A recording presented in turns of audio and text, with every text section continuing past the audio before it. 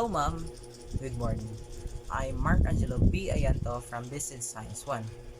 And here's my answer to the following questions. Number 1. Can you describe the specific behaviors that are causing disruptions in the reading groups?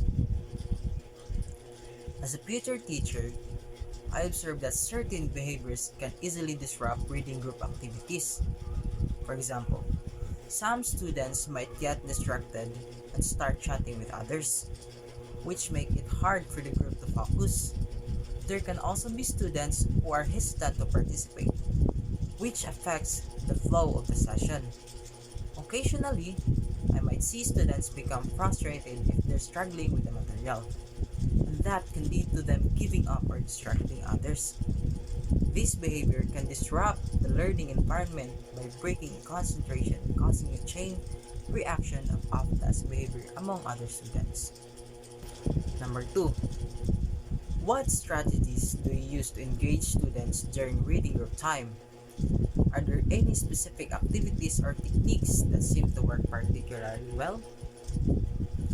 To keep students engaged during reading group time, I plan to use strategies that makes reading both interactive and enjoyable. One technique is choral reading, where the group reads together aloud.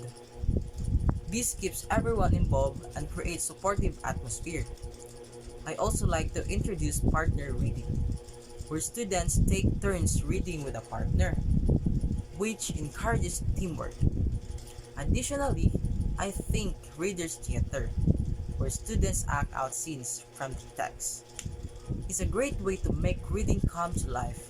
By rotating roles and letting students lead discussion can give them a sense of responsibility that motivates them to stay on task. Number 3. How do you handle disruptive behavior in your classroom?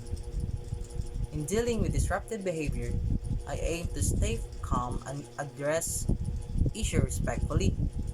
My approach would involve giving clear reminders about classroom expectation and, if necessary, using a gentle cue like eye contact or proximity to help students refocus. If a student continues to disrupt, I would briefly pause the activity to address the behavior privately. I also believe in positive reinforcement.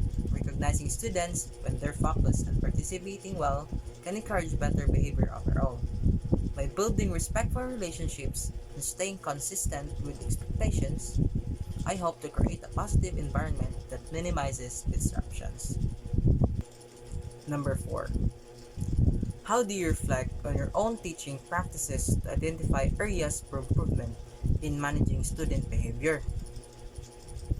Reflection is essential for growth, so I plan to take time after each class to review what worked and what didn't. I would consider specific instances where disruptions occurred and think about what I could have done differently. One strategy I'd use is keeping a journal, where I can record this reflection and track patterns in student behavior. I also value feedback, so I'd seek advice from experienced colleagues or mentors to get new perspectives in managing behavior effectively. Over time, I think this reflection process will help me make improvements and adapt my approach to better support my students. Number 5. What resources or support are helpful to you in addressing student behavior and improving reading outcomes? Having access to the right resources and support can make a big difference in managing classroom behavior and enhancing reading skills. For example, I'd rely on professional development workshops, which often provide new strategies for engaging students and managing behaviors. Collaborating with colleagues is also helpful. I can share experiences and get advice on handling specific challenges. Finally, I will seek out reading materials and resources tailored to different reading levels and interests. This way, I can offer engaging content that meets each student's needs and promotes positive learning experiences. That's all, ma'am. Thank you. And